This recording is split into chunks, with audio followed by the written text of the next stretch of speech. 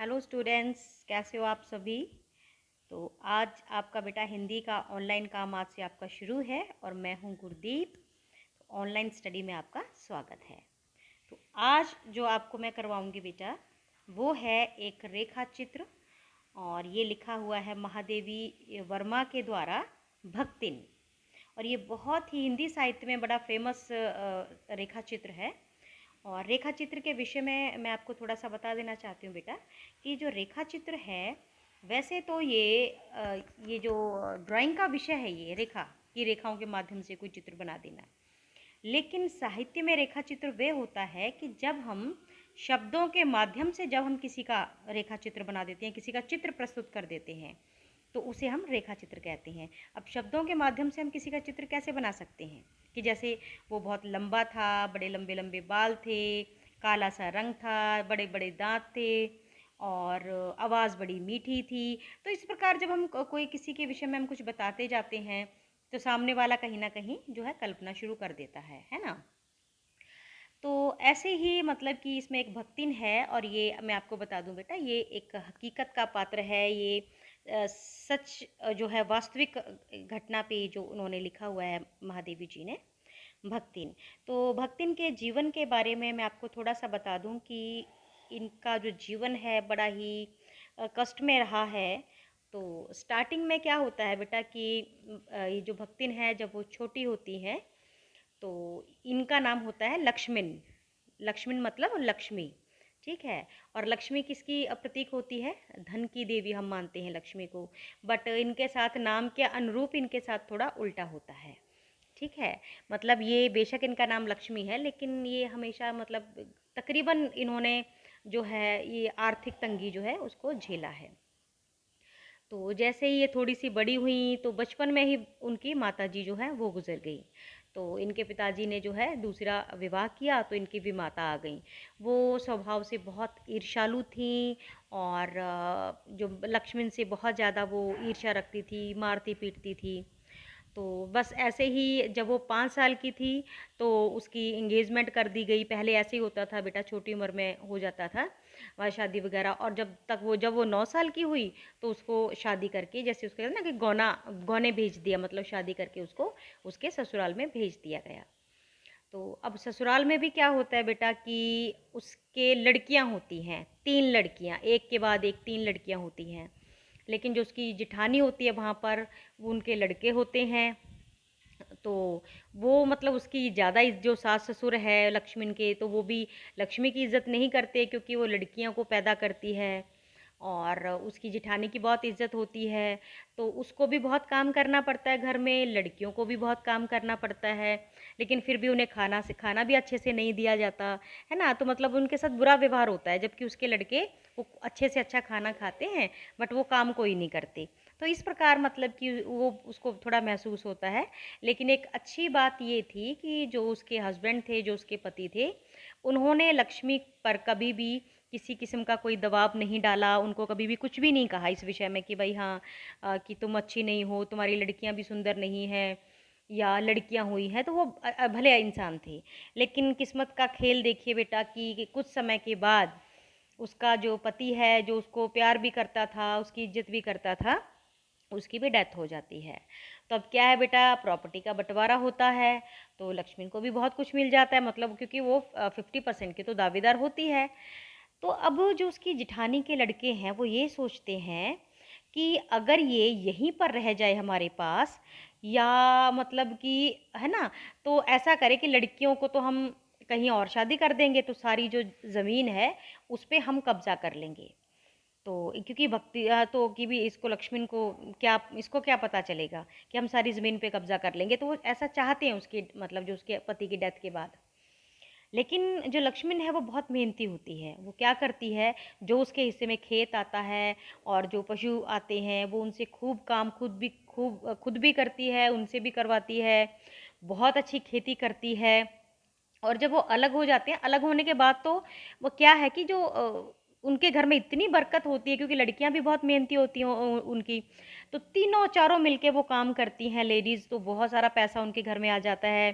दूसरे लोग भी ये सोचते हैं कि हाँ अब तो लक्ष्मण जो है मतलब बहुत अच्छे से खाने पीने लग गई है, तो इस प्रकार वो बड़ी इज्जत से ठाट से रहती है, बहुत रौब से रहती है, वो कहीं भी नहीं जाती है ना। जैसा कि उसके जो हैं जिठानी के बच्चे चाहते कि भी यहाँ से निकल जाए और लड़कियां हम इधर उधर ब्याह देंगे, तो ऐसा कुछ, लेकिन ऐसा नहीं होता।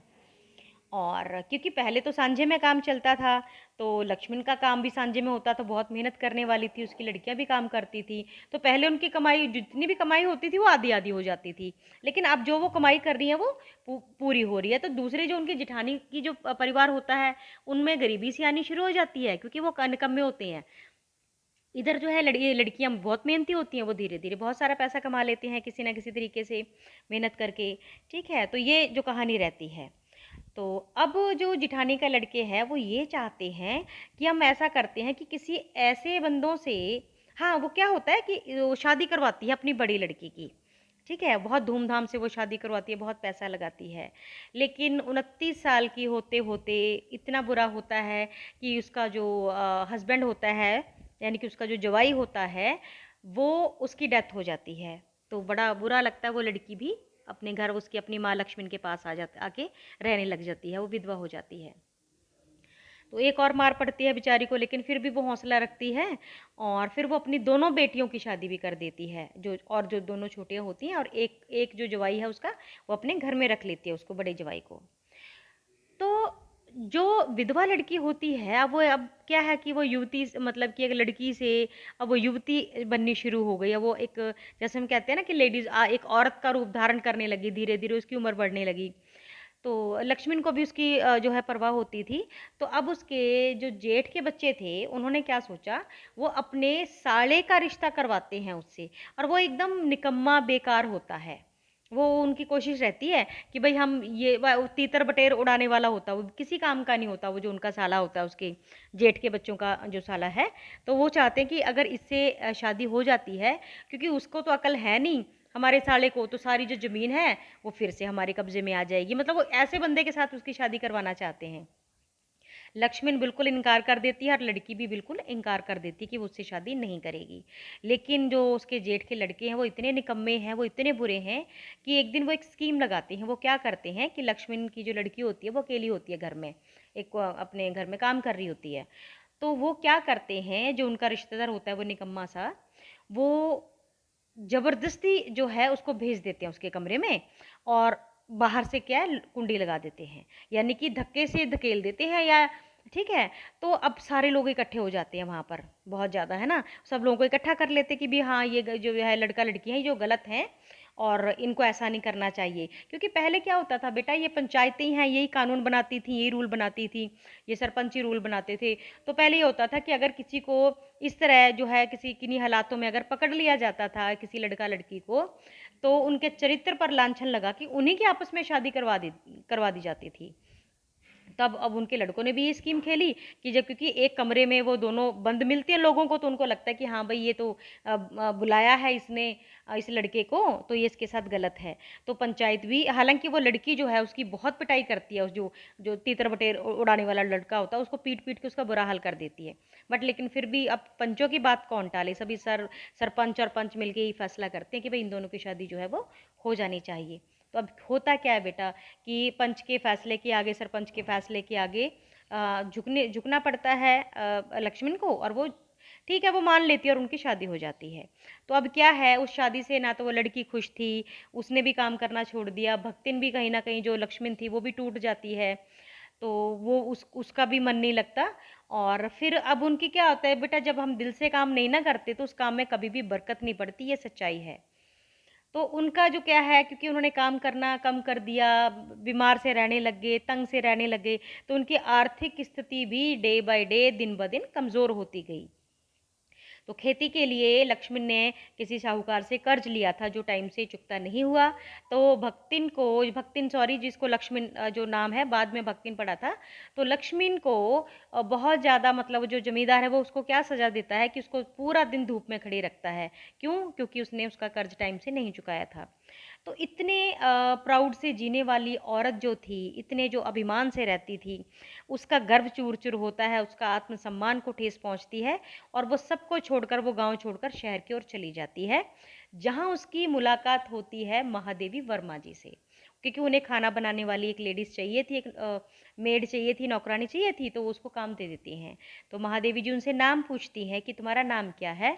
अब नाम तो उसका लक्ष्मण था, लेकिन वो संकोचवश कहती है कि ऐसा है कि भी मेरा नाम लक्ष्मण है, लेकिन मैं नहीं चाहती कि आप ये मेरा नाम किसी को बताओ, क्योंकि मेरे नाम के अनुरूप मेरी स्थिति नहीं है, तो मुझे अपना नाम मजाक लगता है। तो वो कहती है कोई बात नहीं है, मैं तुम्हारा नाम भक्तिन रख देती हूँ। ठीक है, तो महादेवी ने ये नाम उनको दिया था भक्तिन। भक्तिन कैसी लगती थी वो, बड़ी मोटी साड़ी पहनती थी वो, लट्ठे सेदार, और सिर उनका मुड़ाया हुआ था। सिर मुड़ाने का मतलब वो उनके बाल कटे हुए थे, बिल्कुल छोटे छोटे बाल थे उसके सिर पे। क्योंकि शायद बेटा आपको ना पता हो, पहले रिवाज क्या होता था कि जिस औरत का पति मतलब मर जाता था, तो बहुत पहले तो सती हो जाती थी वो साथ में।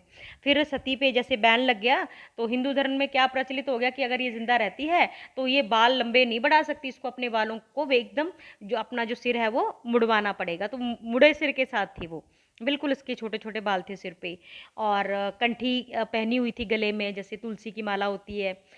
टीका लगा रखा था उसने। तो उसको उसका रूप देख के उसको ऐसे किसी भक्तिन की याद आती, मतलब भक्तिन जैसी लगती है कि भाई ये तो कोई तपस्वी है। ठीक है, तो इस प्रकार उनको वो नाम मिल जाता है। वो इतनी सेवा करती है महादेवी जी की। हालांकि कुछ चीज़ें महादेवी जी को उसकी पसंद नहीं थी, क्योंकि उसको ये लगता था, क्योंकि वो बहुत साफ सफाई से रहने वाली थी और बहुत नियम कानून वाली थी। वो कई बार तो महादेवी जी को भी अंदर नहीं आने देती थी कि भाई अभी मैं ये काम कर रही हूँ, पूजा चल रही, तो अभी आप अब घर के अंदर नहीं आ सकती। या वो एक लक्ष्मण रेखा खींच देती है कि भाई आप इस तरफ नहीं आ सकती, ये मेरा एरिया है। मतलब मतलब कई बार महादेवी जी ये महसूस करती हैं कि मेरा घर है और मैं ही यहाँ पर एक मतलब नौकरानी की तरह रहती हूँ, मतलब मुझे अपने घर में ही घूमने फिरने की आज़ादी जो है वो नहीं है। बट फिर भी वो उन्हें पता होता है कि ये लेडी जो दिल की बुरी नहीं है, ये बहुत बढ़िया है। और उसको इवन खाना बनाना भी नहीं आता, क्योंकि वो गाँव के स्टाइल में खाना बनाती है। मोटी मोटी रोटियां 4 रख दी प्लेट में, गाढ़ी सी दाल बना के और उसके सामने रख दी। महादेवी जी एक रोटी खाती है, मतलब उनको पसंद ही नहीं आता खाना वो उनका, क्योंकि वो दूध घी या लस्सी इस तरह के वो खाने की शौकीन होती हैं। तो कहीं ना कहीं उनको तंगी तो आती है, बट उनके साथ वो एडजस्ट करती हैं। फिर एक टाइम अच्छा वो देखिए, महादेवी जी ने बहुत सारे पशु पक्षी जो रखे हुए थे जहाँ वो रहती थी। तो कई बार रात को वो सो जाते थे सभी के सभी, लेकिन भक्तिन ऐसी थी कि वो उनके पास बैठी रहती थी। जब महादेवी जी किताबें लिखती थी, अपना लिखाई पढ़ाई का काम करती थी, या वो क्योंकि यूनिवर्सिटी में लेक्चरर थी तो अपना लेक्चर प्रिपेयर करती थी, वो सिराने बैठी रहती थी। और जैसे महादेवी जी कुछ लेने के लिए उठती, तो वो निगाह पहचान लेती थी कि इनको क्या चाहिए, स्याही चाहिए, कलम चाहिए या बुक चाहिए। फटाफट वो खुद से खड़ी होकर वो चीज़ उनको दे देती थी। क्योंकि अब लिखाई पढ़ाई में देखो, वो और तो उनकी हेल्प कर नहीं सकती, वो उनको बता नहीं सकती कि भाई आप ये इस तरह सा बुक में ले लो, या आप ये ऐसा आप स्टोरी लिख दो, आप ऐसा पोइम लिख दो। तो उसमें तो वो हेल्प कर नहीं सकती थी, अनपढ़ थी। लेकिन फिर भी जितनी भी उसकी इच्छा होती थी, वो जितना भी वो कर सकती थी। अब वो क्या करती, उसकी सबाई जैसे स्याही की दवा धो देती थी, और कभी उसको कुछ चीज़ पकड़ा दी उनको, या बुक क्योंकि पढ़ी लिखी तो नहीं थी, लेकिन ये है कि भाई नीली बुक है, पीली है, वो तीसरे नंबर पे है, दूसरे पे है, तो इस प्रकार वो उनको पूछ के तो वो उनको किताब दे देती थी। तो इतनी स्वामी भक्त थी वो, बहुत ज़्यादा। और यहाँ तक कि महादेवी जी ये कहती हैं कि कहीं ना कहीं वो मुझे हनुमान जैसी, उनमें ऐसा लगता है कि जैसे हनुमान जी की भक्ति थी ना श्री राम के प्रति, तो वो कहते हैं कि वो ये इनसे भी कम नहीं है, ये जो भक्तिन है ये भी हनुमान जी से कम नहीं है, जो मेरे प्रति इनकी भक्ति है। बहुत ज़्यादा पसंद करती है वो उनको। तो एक बार बेटा क्या होता है कि देश में युद्ध जैसा माहौल हो जाता है, तो सभी लोग जो है वो गांव की तरफ भागते हैं। ठीक है, तो जो भक्तिन है वो चाहती है कि जो महादेवी है वो भी उनके साथ गांव चले। तो वो कहती कि भाई मैं कभी गांव में रही नहीं हूँ, तो मैं गांव में नहीं रह सकती, मैं कभी। तो वो कहती कि आप बिल्कुल परवाह ना करो, आपके रहने का बहुत अच्छा इंतजाम कर दूंगी, आपकी बुक्स रखने का इंतजाम कर दूंगी, जो किताबें हैं आपकी एक रैक बनवा दूंगी आपके लिए, और जो भी आपको जो जैसी सुविधा चाहिए मैं आपको वो गांव में दिलवाऊंगी। और तो और वो जब तभी भी नहीं मानती महादेवी जी, वो तभी भी वो कहती कि मेरे पास ना एक खेत में थोड़ा गड़ा हुआ धन पड़ा हुआ है, मैंने छुपा के रखा था सबसे, वो मैं आपको दे दूंगी, लेकिन आप यहाँ ना रहिए, आपकी जान को खतरा, आप मेरे साथ चलिए। यहाँ तक कि उसकी जो जवाई जो था, जो उसने रखा हुआ था अपने घर में बड़ी लड़की का, वो भी उसको लेने के लिए आता है ना। वो कहता है कि भाई आप चलिए भी, यहाँ पे तो सही नहीं है। वो अपनी माँ को लेने के लिए आते हैं भक्तिन को, लेकिन वो कहते हैं कि अगर मेरी मालकिन नहीं नहीं जाएगी तो मैं इन्हें छोड़कर अकेली गाँव नहीं आ सकती।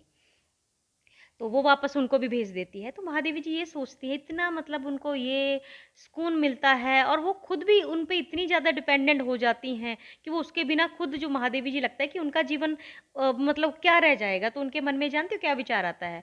वो ये सोचते हैं कि इसने अपनी बेटी को तो मना कर दिया, वो कई बार आते हैं उसको लेने के लिए, कि अपनी बेटी को तो मना कर दिया, जिस दिन यमराज अगर आ गया इनको लेने के लिए, तो उस दिन ये क्या कहेगी और उस दिन इसके बिना मैं भी क्या करूँगी। तो इतना मतलब भावुक ये कहानी है, इतनी ये जो संस्मरण है, कहानी नहीं सॉरी, ये संस्मरणात्मक रेखा चित्र है। तो इस प्रकार बस यहीं पे ये जो है संस्मरण खत्म होता है रेखा चित्र की, भई उस दिन मैं क्या करूँगी जिस दिन यमराज का जो है बुलावा इनको आ जाता है। क्या उसको भी ये मना करेगी अगर ये जाती हैं, तो इनके बिना मैं क्या करूँगी। तो यहाँ पर ये जो संस्मरण है वो ख़त्म हो जाता है।